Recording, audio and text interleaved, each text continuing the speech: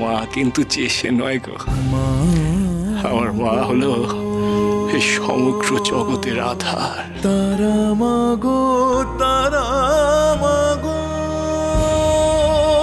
আমার মা হলো জগৎ জননী, মহাশক্তিশালী মহামায়া।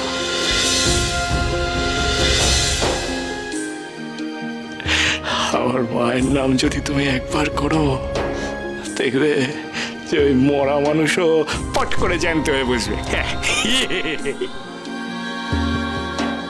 থাক থাক, আমার সামনে আর মা তারার প্রশস্তি গাইতে হবে। আর এই বাড়িতে ওই ঠাকুর ঠাকুর করে কাউকে কোনো জ্ঞান দেওয়ার দরকার নেই। মনে রাখবেন, এখানে যারা আমন্ত্রিত হয়ে আসছেন তারা সব উচ্চ স্তরের মানুষ, সবাই শিক্ষিত। তাদের সামনে ওই ঠাকুর ঠাকুর করে বোকা বোকা কথা বলে আমার মুখটা পোড়াবেন না।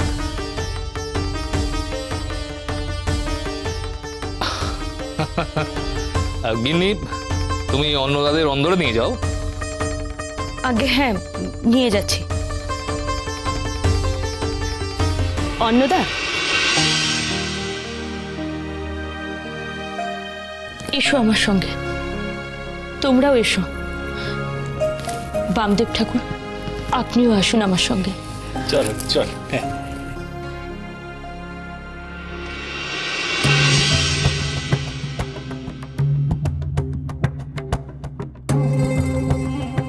সুব্রত, এদিকে এসো। তুমি এখানেই থাকো, কিছু কাজ আছে, এক্ষুনি বিকাশ রঞ্জন চলে আসবে। ঠিক আছে। শোনো বাবা, তোমায় কিছু কথা বলি। দেখো, তুমি বড় হয়েছো, বোঝদারও হয়েছো, তা তুমি তোমার মাকে একটু বোঝাতে পারলে না? এই বাড়িতে একটা বিয়ের শুভ অনুষ্ঠান, সেখানে সাধক টাধক আনার কি দরকার ছিল বলো? আমি মাকে অনেকবার নিষেধ করেছিলাম, কিন্তু মা আমার কোনো কথা শুনল না। আপনি তো মাকে জানেন। তোমার মা কিছুতেই শোধরাবেন না, শুধু ঠাকুর দেবতা মূর্তি এইসব নিয়েই মজে রয়েছে। যাকে যাকে শোনো, তুমি সিন্ধুক খুলে ওই টাকা পয়সা কাগজপত্রগুলো নিয়ে এসো, ওই সই করার লোকজন সব চলে আসবে, বুঝলে বাবা? তেজারতির কারবার সামলানো চারটিখানি কথা নয়, মনে রাখবে। ওই অসহায় গরিব মানুষগুলোর অর্থেই আমাদের এই রমরম।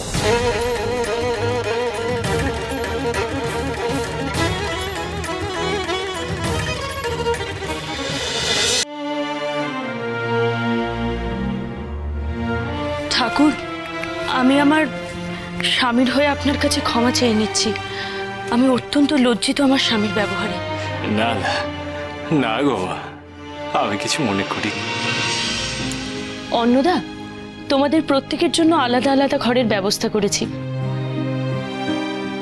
তোমরা যাও, আমি তোমাদের জন্য খাবার পাঠিয়ে দিচ্ছি। ফুল দিদি, আপনি এত ব্যস্ত হবেন না। কর্তামা, আমার বিশ্রামের এখন কোনো প্রয়োজন নেই গো। হ্যাঁ, আমি আগে ওই মন্দিরে গিয়ে মা বিপত্তারিণীর সাথে দেখা করতে চাই। আমার বড় মার আরেক রূপ বলে কথা। হ্যাঁ, যাবি তো না বেটা? হ্যাঁ গো বাবা ঠাকুর, যে বিপত্তারিণী মায়ের এত কথা শুনলাম, তাকে দর্শন না করলে হয়? দেখেছো? ঠিক আছে ঠাকুর, আপনি যেমনটি বলবেন তাই হবে।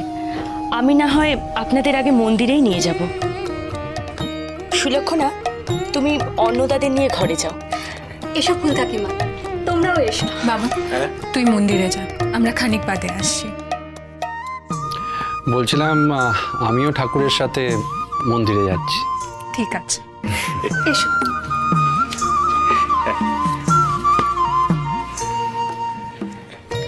চলুন ঠাকুর, মন্দির ওই দিকেই। এসো বেশ। কর্তামা, তোমার একটা কথা বলি গো। তোমার তোমার কর্তা বড় বদমেজাজি, খুব রাগী মানুষ। উনি ভগবানে বিশ্বাস করেন না, ঈশ্বরে বিশ্বাস করেন না, ধর্মে তার মতিগতি নেই। সে সব কিছু ঠিক আছে গো, কিন্তু তিনি বড় অহংকারী। আর কর্তামা, এই অহংকার হলো পতনের মূল কারণ। কি করব ঠাকুর, আমার তো সেটাই বড় চিন্তা। কত সাধ করে মায়ের স্বপ্নাদেশ পেয়ে আমি মা বিপত্তারিণীকে প্রতিষ্ঠা করলাম, কিন্তু আমার স্বামী এখনো পর্যন্ত মাকে একবারও দর্শন করেননি, মন্দিরে পা রাখেননি। এত তার অবিশ্বাস।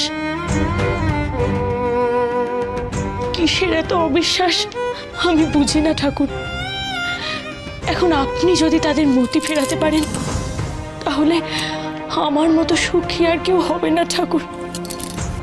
কর্তামা, তোমার স্বামী আর তোমার ছেলের মতি ফেরানোর জন্যই আমি কলকাতায় এসেছি গো।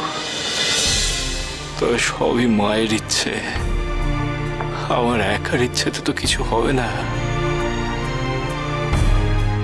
তোমাদের সকলকে চেষ্টা করতে হবে গো, তোমাদের সকলের সাহায্য প্রয়োজন। আপনি যা বলবেন আমি তাই করব ঠাকুর। শুধু আমার স্বামী আর ছেলেকে আপনি ফিরিয়ে আনুন ঠাকুর। মা গো, তুমি যা চাইছো আমিও যে তাই চাইছি গো মা। আমি শুধু এইটুকু বুঝতে পারছি না যে আমার বড় মার আসল ইচ্ছেটা কি। আমার বড় মা কেন আমাকে এখানে টেনে আনলো গো? ঠাকুর, বলছিলাম আমরা তাহলে কথা মা, মন্দিরে নিয়ে চলে গো আমাদের। চলুন ঠাকুর।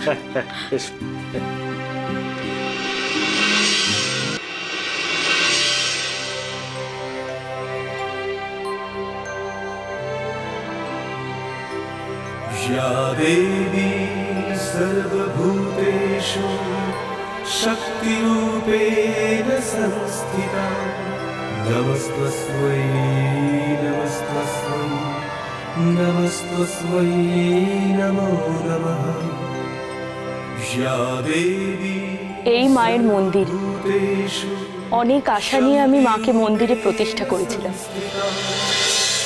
नमस्तस्मै नमस्तस्मै জয় মা, জয় মা বিপত্তারিণী, জয় তারা, জয় তারা, তারা তারা।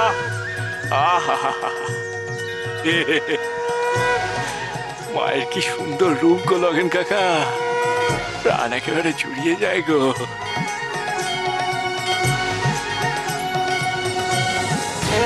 কিন্তু কিন্তু মা যে বড় দুঃখে আছে গো।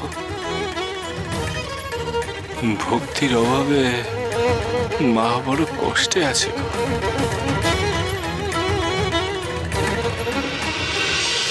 মহাপীর